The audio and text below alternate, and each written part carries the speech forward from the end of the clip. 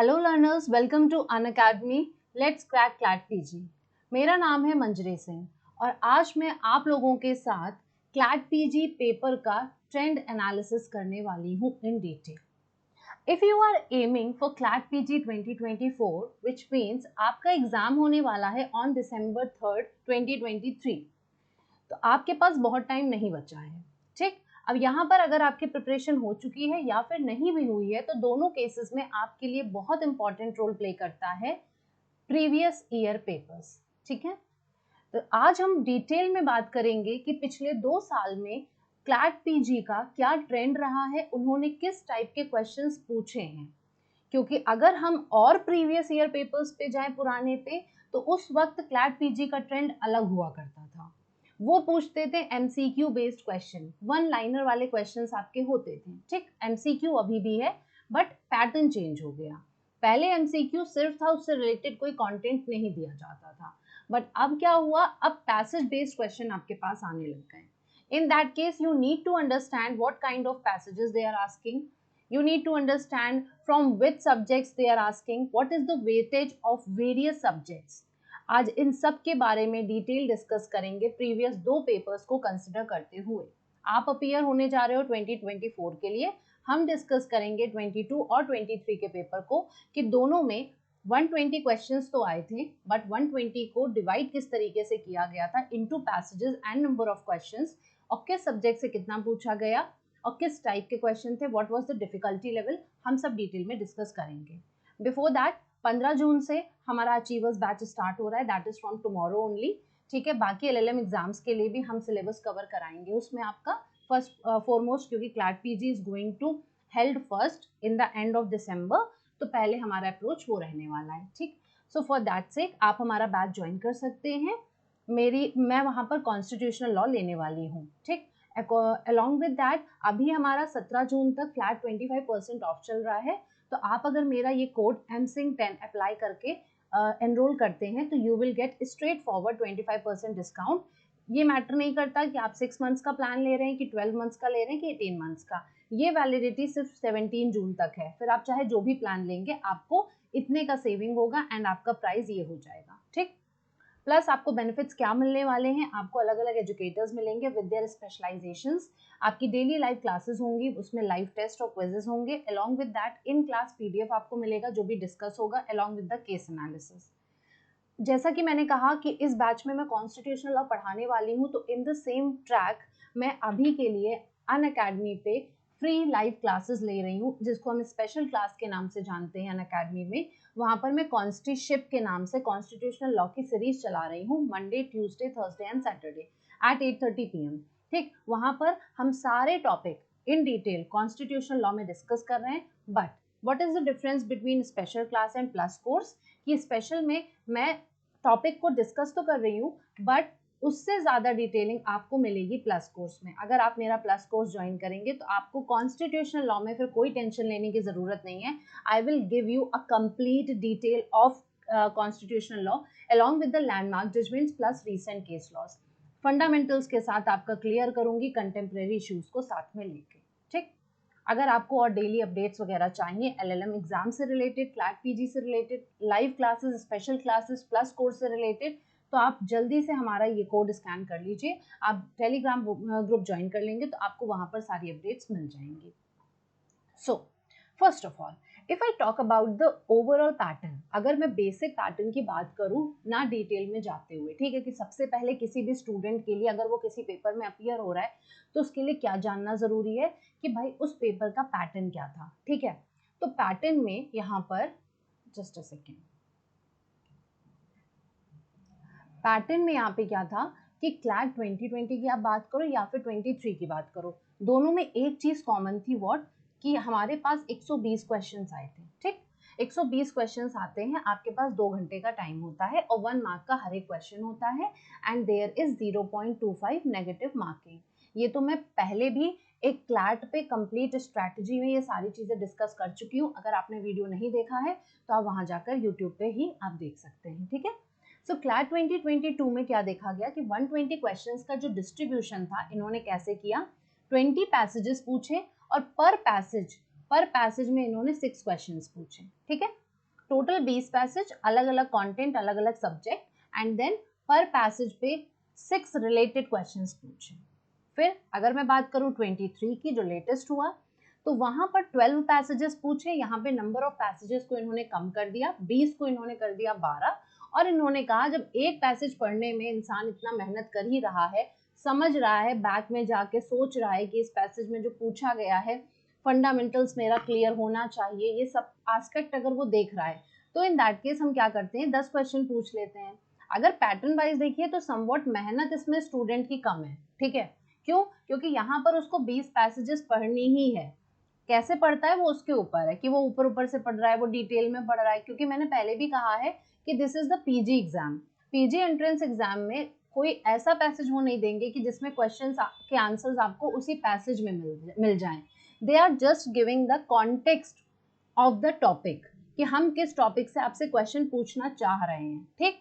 और फिर या तो जजमेंट से रिलेटेड अगर एब्स्ट्रैक्ट निकाल के दे दिया है, तो फिर वो जानना चाह रहे हैं कि इस एब्स्ट्रैक्ट में क्या इंटरप्रिटेशन था जजेस का, या फिर क्या इंटरप्रिटेशन हो सकता है, ठीक। इन सब चीजों को कंसिडर करके they are asking you this type of questions. अब ऑन दैट बेसिस अगर 20 पैसेज हैं तो आपको ज्यादा टाइम लगेगा, क्योंकि एक पैसेज में टाइम उतना ही लगा आपको पढ़ने में, लेकिन आपने कितने क्वेश्चन अटेम्प्ट किए, सिर्फ 6 क्वेश्चन। वहीं पर जब आपके पास 12 पैसेज हो गए तो आपके पास टाइम बच गया 8 पैसेजेस पढ़ने का, और आपको अभी भी एक पैसेज पढ़ने में उतना ही टाइम लगा, और इस बार आपने एक पैसेज पढ़ के कितने क्वेश्चन सॉल्व किए, 10 question. So pray to God कि 2024 में भी यही वाला पैटर्न आए, क्योंकि ये समवॉट आपके लिए इजी हो सकता है। पैटर्न की बात करिए, I am not talking about the difficulty level yet, ठीक है, मैं उस पर भी आऊंगी। तो यहाँ पर क्या है कि आपने क्या किया कि आपके लिए ये वाला पैटर्न आप सोचो कि 24 में आ जाए तो आपके लिए टाइम बच जाएगा। टाइम मैनेजमेंट के मामले में ये चीज सही है, ठीक।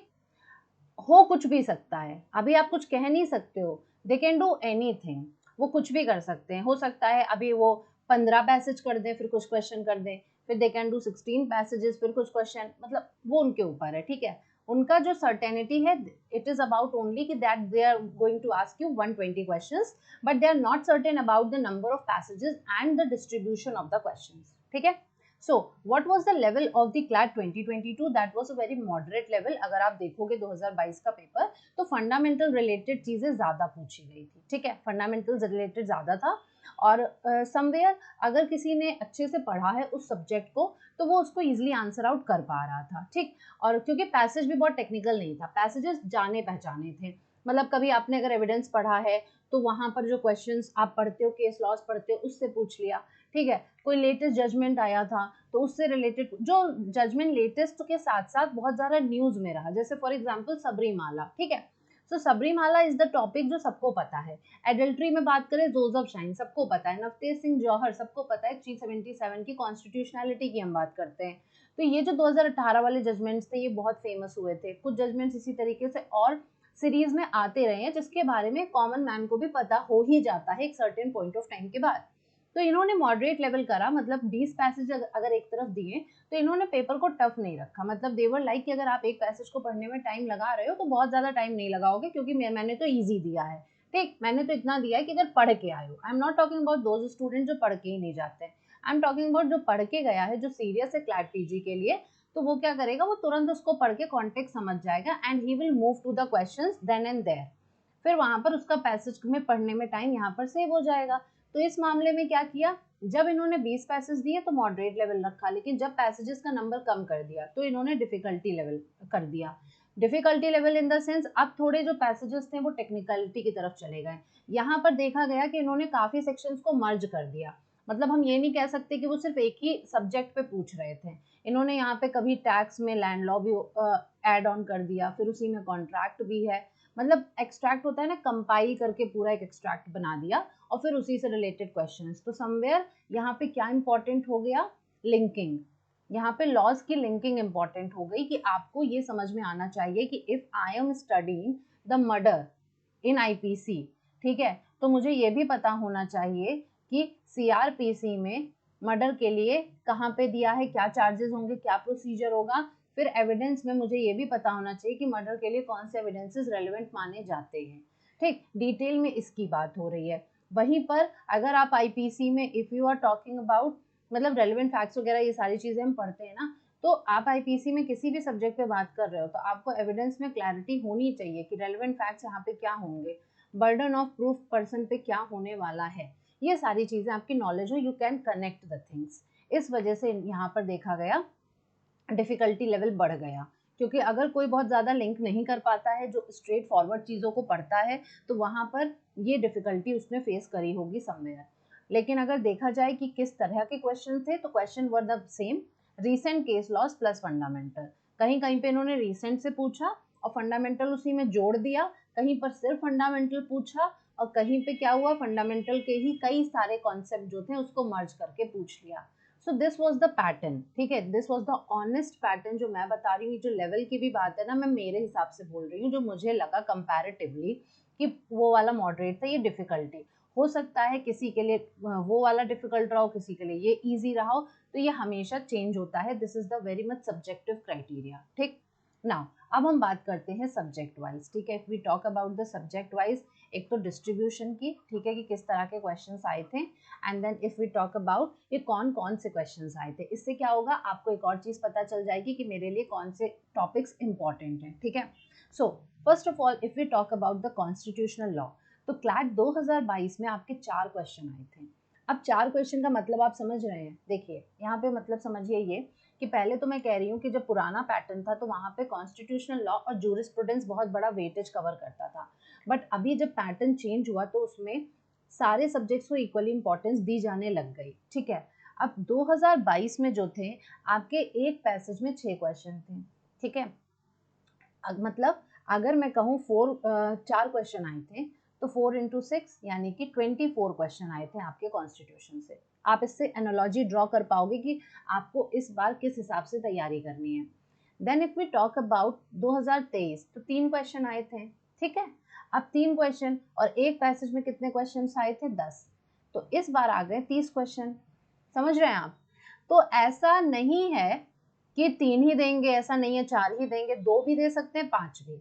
मैं आपसे क्या कहूंगी, कॉन्स्टिट्यूशन के लिए आई वुड सजेस्ट कि आप मैक्सिमम 5 तो मान के चलो। ठीक है, और 5 इसका मतलब ये है 40 से 50 की रेंज में, 40 से 50 रेंज में मार्क्स की बात कर रही हूँ। मतलब कहने का मेरा ये है कि अगर उन्होंने 5 पैसेज दिए और अगर 6 क्वेश्चन वाला पैटर्न फॉलो किया तो 30 क्वेश्चन हो गए। ठीक, वहीं पर अगर उन्होंने 5 क्वेश्चन दिए और 10 क्वेश्चन वाला फॉलो किया तो 50 हो गए। ठीक, चलो 30 से 50, ठीक, 30 से 50 तक आप एक्सपेक्ट कर लो, बट 50 थोड़ा ज़्यादा हो जाता है। Maximum I would suggest 30 to 40, ठीक, 30 टू 40 ये लेके चलो।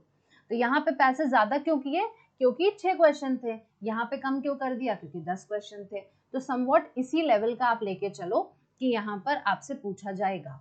अब ये 4 जो क्वेश्चंस थे वो किस किस तरह से रिलेटेड थे, तो यहाँ पर इन्होंने आर्टिकल, एक ही क्वेश्चन में आर्टिकल 21 और 48A से रिलेटेड चीज़ पूछी। 21 में लाइफ और लिबर्टी की बात करते हैं, 48A में आपका इन्वायरमेंट इशू है, directive principle of state policy.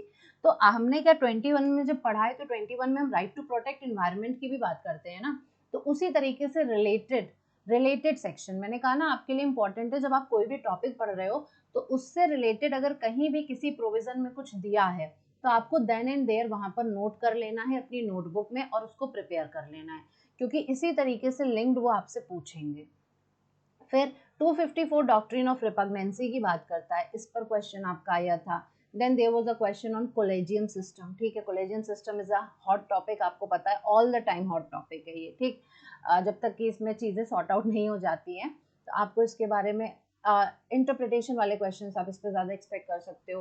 Then article 19 में आपसे राइट टू असेंबल पीसफुली पे क्वेश्चन था, मतलब क्वेश्चन क्या था, पैसेज था, फिर उसी पे बेस्ड क्वेश्चंस थे। जुडिशियल रिव्यू पे एक जो क्वेश्चन दिया था इन्होंने, उसमें कोविड-19 के एस्पेक्ट में दिया था, कोविड-19 से रिलेट करके दिया, एंड देन उसी में उन्होंने आर्टिकल 14 और आर्टिकल 19 की भी बात करी थी। तो आप देख सकते हो कि अलग अलग चीज़ों से कनेक्ट करके मेहनत करी जा रही है, पेपर बनाने में मेहनत करी जा रही है, कहीं से ये नहीं उठा के कॉपी पेस्ट कर दिया है, बहुत सोच विचार के वो पहले एब्स्ट्रैक्ट तैयार किया जा रहा है, फिर उसके बाद वो क्वेश्चंस बन रहे हैं।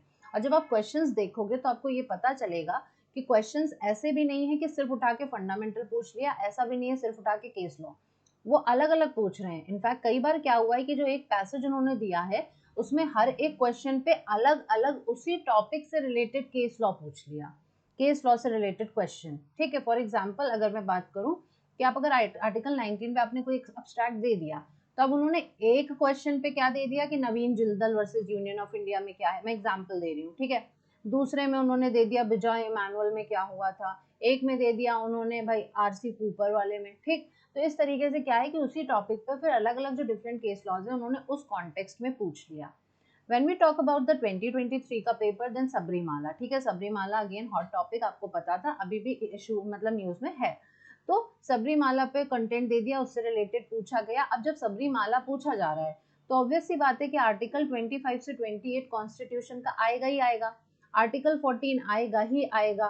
तो इन सब चीजों की अंडरस्टैंडिंग आपको होनी चाहिए। If you are reading the judgment, तो सबसे पहले जजमेंट में जब बेंच देखते हो, नाम देखते हो, जब ये देखते हो किस कॉन्टेक्स्ट पे है, यानी if you are searching for the legal principle, along with that you have to also read the provisions, कौन से प्रोविजन इस जजमेंट में डिस्कस किए गए हैं। वो प्रोविजन जब आप देख लोगे तो आपको समझ में आ जाएगा कि मुझे अब ये प्रोविजन तो अच्छे से पढ़ लेना है, क्योंकि समवेयर अगर ये एक्सट्रैक्ट उठा के उन्होंने क्लैट पीजी के पेपर में दे दिया तो मुझे आर्टिकल 14 के बारे में पता होना चाहिए, मुझे 15 के बारे में पता हो, मुझे जो है 25 से 28 के बारे में पता हो, ठीक है। फिर अनटचेबिलिटी पे इन्होंने एक एब्स्ट्रैक्ट दिया। Then also they talked about the ordinance making power, ठीक है। तो इस तरीके से आपका यहाँ पर पूछा गया था related to constitutional law. Now coming to criminal law, तो क्रिमिनल लॉ में मैंने क्या किया है, I have taken all the 3 subjects. Like for example मैंने आईपीसी भी यहाँ पे कवर कर लिया, अगर आईपीसी से उन्होंने कुछ पूछा है, if they have asked something from CrPC and also Indian evidence act, तो ये तीनों जो हैं ये मैंने यहाँ पर कवर कर लिए हैं। अब आता है क्लैट 2022 में, देखा जाए तो टोटल 3 क्वेश्चंस दिख रहे हैं, ठीक। 3 क्वेश्चंस दिखने का मतलब यहाँ पर क्या है कि व्हाट दे डिड कि सीआरपीसी में उन्होंने एक अरेस्ट प्रोसीजर पूछा, अरेस्ट प्रोसीजर में ही इन्होंने आर्टिकल 22 सब्सट्रैक्ट में रख रखा था, 167 की भी बात करी थी और 57 की भी बात करी थी। मतलब अगर आप अरेस्ट पढ़ रहे हो तो आपको फिर 41 से पूरा पढ़ना पड़ेगा, ठीक है। 41 से आप पूरा अरेस्ट प्रोसीजर आप 47 तक पढ़ोगे, एंड देन उसके बाद आप रिलेटेड जो प्रोसीजर होता है, ठीक है, जिसमें हम बात करते हैं आपकी कस्टडी की, जुडिशियल कस्टडी की, पुलिस कस्टडी की, ये सब आपको पता होना चाहिए, क्योंकि 167 डाल के इन्होंने क्या किया, इन्होंने रिमांड तक पूछ लिया। तो आप अगर कोई टॉपिक पढ़ रहे हो तो आपको कंप्लीट नॉलेज होनी चाहिए लिंक्स रिलेटेड करके, सेक्शन रिलेटेड, कि अगर मैं यहाँ पर एक सेक्शन पढ़ रहा हूँ तो दूसरा सेक्शन मुझे वहां पर भी पढ़ना है, क्योंकि ये पूछा जा सकता है। जैसे कि अगर मैं मेंटेनेंस पढ़ रही हूँ 125 सीआरपीसी, तो मुझे पता होना चाहिए कि मुझे हिंदू मैरिज एक्ट में 24-25 पढ़ना है, मुझे हिंदू एडॉप्शन और मेंटेनेंस एक्ट जो है वहां पर भी मुझे कवर करना पड़ेगा, जो मेंटेनेंस मिलता है वाइफ को, ठीक। तो रिलेटेड एक्ट्स आपको पता होने चाहिए और रिलेटेड प्रोविजन, और इसी तरीके से इन्होंने किया भी था, ठीक। यहाँ पर देखिए मेंटेनेंस पूछा गया था तो इन्होंने ऐसे ही किया था, एक्सट्रैक्ट दे दिया मेंटेनेंस पे। अब इन्होंने जो क्वेश्चंस पूछे वो Hindu adoption maintenance, Hindu marriage act में जो प्रोविजन था वो पूछा, लिव इन रिलेशनशिप का कॉन्टेक्स्ट पूछा, फिर डोमेस्टिक वायलेंस क्योंकि इंट्रोड्यूस हुआ है, ठीक है। डोमेस्टिक वायलेंस में आप जो वो अनमैरिड वुमेन है जो लिव इन पार्टनर है वो क्लेम कर सकती है। तो ये सारी चीजें इन्होंने सारे एस्पेक्ट अलग अलग क्वेश्चन में पूछ लेंगे, यानी they will give the abstract and they will ask the different interpretation of that topic in the coming questions। आपको सारे इंटरप्रिटेशंस के बारे में पता होना चाहिए। जो कमिंग अप क्वेश्चंस होते हैं हमारे माइंड में when we talk about any topic, when we read any topic, वो सारे जो क्वेश्चंस हैं ना वो they are asking in that, ठीक है। आपको जितनी भी क्वेरीज होती हैं देन एंड देयर अपनी क्लियर करके आप सर्च आउट करो, जितना आप गूगल करोगे क्लैट की तैयारी करने में ना उतना ही आपको हेल्प होने वाला है, क्योंकि यहाँ पर आपका दिमाग जहाँ तक जाएगा वहां पर उनका दिमाग जा चुका है, they are going to ask in the questions only. Juvenile justice act 2000 से रिलेटेड क्वेश्चन देखने को मिला। इंडियन एविडेंस में बात करूं मैं तो यहाँ पर कंक्लूसिव नेचर, ठीक है, when we talk about conclusive nature तो यहाँ पे कई सारे एस्पेक्ट्स आते हैं, कई सारे सेक्शंस आते हैं। कंक्लूसिव प्रूफ की हम बात करते हैं, नेचर में आ जाता है कि कौन सा सेक्शन है तो वो कंक्लूसिव पे बात कर रहा है। देन हाइपोथेसिस ऑफ गिल्ट वगैरह की बात, ये स्टार्टिंग में हमने बेसिक्स में हम पढ़ते हैं, जब हम इंडियन एविडेंस एक्ट पढ़ते हैं तो हम ये सारी चीज़ें बेसिक्स में पढ़ते हैं। तो उसी पे उन्होंने एक पैरा दे दिया, अब उससे रिलेटेड उनका जो भी मन करेगा they will ask. Then IPC में दे आस्क्ड अबाउट 304 बी। अब अगर वो 304 बी पूछ रहे हैं तो आपको मालूम है कि आपको 113 बी के बारे में मालूम होना चाहिए, इंडियन एविडेंस एक्ट का, ये हो गया आईपीसी का। एंड देन ऑल्सो आपको डाउरी की डेफिनेशन पता होनी चाहिए, क्योंकि ये डाउरी डेथ से रिलेटेड प्रोविजंस है, तो आपको ये पता होना चाहिए कि डाउरी की जो डेफिनेशन है वो डीपीए एक्ट 1961 में दे रखी है। तो मैं क्या कह रही हूँ कि एक वर्ड कहीं भी पढ़ रहे हो तो अब हर जगह सोचो कि ये वर्ड का कहाँ कहाँ मेंशन किया गया है, इस वर्ड के बारे में कहाँ कहाँ क्या क्या कहा गया है। This is very much important for you to investigate. ठीक है, ये आपकी ड्यूटी है। जितनी मेहनत इधर करोगे उतना आराम करोगे एग्जाम के टाइम पर, उतना ही रिलैक्स होकर पेपर सॉल्व करोगे। ठीक, तो यहाँ पर इन्होंने तो अब्स्ट्रैक्ट में खैर ये चीजें दे ही दी, मतलब 304 बी का जिक्र किया, 113 बी का जिक्र किया, लेकिन डाउरी डेफिनेशन वाली चीज ये तो इन्होंने क्वेश्चन में पूछ लिया। तब अगर आपको ये मालूम होगा तभी तो आप कर पाओगे ना। देन अगर हम मैं क्लैट 2023 की बात करूँ तो यहाँ पर इन्होंने 2 क्वेश्चन पूछे थे। 2 क्वेश्चन में क्या था कि सीआरपीसी में इन्होंने एफआईआर और कंप्लेंट से रिलेटेड पूछ लिया। तो आपको पता है कि जब हम एफआईआर पढ़ते हैं 154 में तो हम कंप्लेंट भी साथ में पढ़ते हैं। ठीक है, हम 2D में कंप्लेंट की डेफिनेशन पढ़ते हैं, देन उसके बाद वी टॉक अबाउट 155 हम पढ़ते हैं साथ में। ठीक, उसके बाद हम साथ में प्रोसीजर भी पढ़ते हैं जिसमें 157 आता है आपका, अलग अलग क्लॉजेज इसके आ जाते हैं। 157 में प्रोसीजर फॉर इन्वेस्टिगेशन आता है। तो ये सब आपको एस्पेक्ट क्लियर हो, तो इसी तरीके से रिलेट करके इन्होंने पूछा एफआईआर और कंप्लेंट को। अब उससे रिलेटेड प्रोविजन से रिलेटेड क्वेश्चंस उन्होंने फर्दर पूछ लिए। इंडियन एविडेंस एक्ट में 2023 में क्या पूछा, एडमिसिबिलिटी को लेके। जब 65A और 66A ये सारे जो क्वेश्चन सेक्शंस है ये शायद काफ़ी लोग छोड़ देते हैं, पढ़ते भी नहीं है। ये क्वेश्चन काफ़ी टफ दिखा मुझे, क्यों? क्योंकि जब कोई प्रोविजन नहीं पढ़ रहा है तो उससे रिलेटेड इन्फॉर्मेशन क्यों ही पढ़ेगा। यहाँ पे व्हाट दे डिड कि 65A और B ये सब जो था इससे रिलेटेड इन्होंने अब्स्ट्रैक्ट दे दिया, एंड देन उसके बाद हर एक जो फर्दर क्वेश्चन था उस पे इन्होंने केस लॉज दे दिए। हर एक question was related to different case law and उसका इंटरप्रिटेशन से रिलेटेड आपसे क्वेश्चन पूछा जा रहा था। तो जो मैंने कहा कि 2023 का डिफिकल्ट था पेपर, तो डिफिकल्ट पेपर इस कॉन्टेक्स्ट में था कि वहां पर ऐसा नॉलेज नहीं पूछा जो हर किसी को पता हो, वहां पर वो चीजें पूछी गई जो बहुत डेप्थ में पढ़ेगा, जो हर एक चीज पढ़ के जाएगा उसको मालूम रहेगा। तो आपको ध्यान रखना है 2024 की तैयारी करते टाइम कि क्रिमिनल लॉ को आप कैसे टैकल करोगे, क्योंकि criminal law is all about a circle. ठीक है, it is all about the connecting circle. IPC से रिलेटेड सीआरपीसी से रिलेटेड इंडियन एविडेंस एक्ट। ठीक है, ये तीनों आपस में इंटरकनेक्टेड है, आपको इन तीनों को कनेक्ट करके ही पढ़ना है, तब आपका क्रिमिनल लॉ का पैसेज इजीली सॉल्व हो पाएगा। अब आते हैं हम कॉन्ट्रैक्ट पे। कॉन्ट्रैक्ट में क्या हुआ कि क्लैट 2022 में कंटिजेंसी पे क्वेश्चन पूछा गया। ठीक है, सीधे सीधे कंटिजेंसी का प्रोविजन बेस्ड क्वेश्चन था, उसमें जो भी कॉन्सेप्ट है वो उन्होंने पूछा। तो सीधी सी बात है, कॉन्ट्रैक्ट में आपके लिए क्या इंपॉर्टेंट हो जाता है, कॉन्ट्रैक्ट में जब भी आप कोई प्रोविजन पढ़ रहे हो तो वो प्रोविजन का मीनिंग प्लस आपके लिए इलस्ट्रेशन प्लस आपके लिए केस लॉज इंपॉर्टेंट है।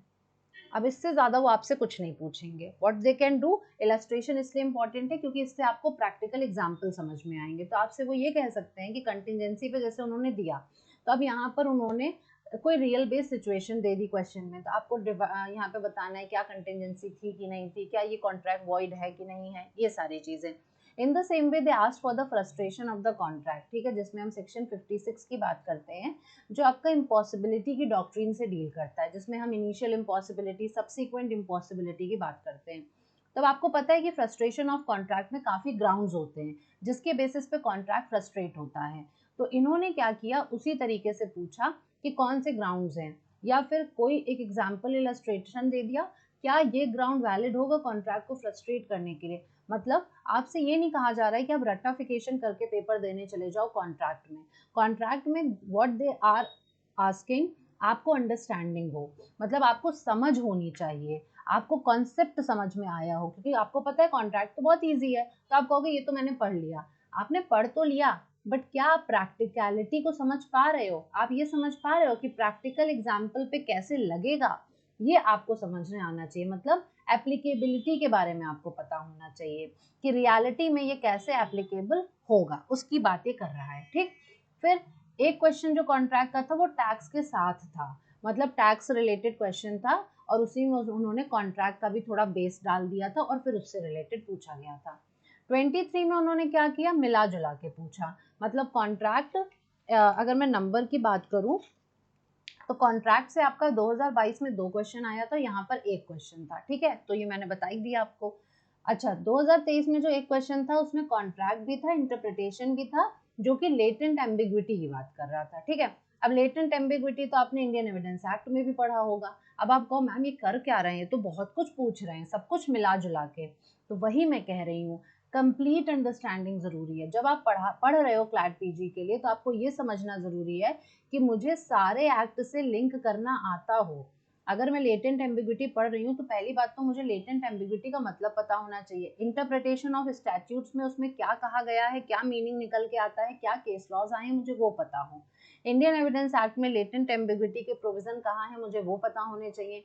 एंड देन उसको रिलेटेड कॉन्ट्रैक्ट से कनेक्ट करके वो कैसे वो पूछ रहे हैं आपको वो पता हो। अगर इंडियन एविडेंस एक्ट में आपने लेटेंट एम्बिग्विटी वाले पढ़े होंगे तो उसमें आपके इलस्ट्रेशन काफी सारे हैं, है ना। If you have read section 91 and 92, तो बेसिकली ये प्रोविजंस हैं जो आपके डील करते हैं with the latent and patent. आगे भी है 93, 94, 95 ये सब भी हैं, बट ओरिजिन यहीं से होता है जिसमें कॉन्ट्रैक्ट्स रिलेटेड क्वेश्चंस हैं। तो इसीलिए इन्होंने क्या किया, एविडेंस को कॉन्ट्रैक्ट से जोड़ दिया। ठीक, तो आपको ये ध्यान रखना है पढ़ते टाइम।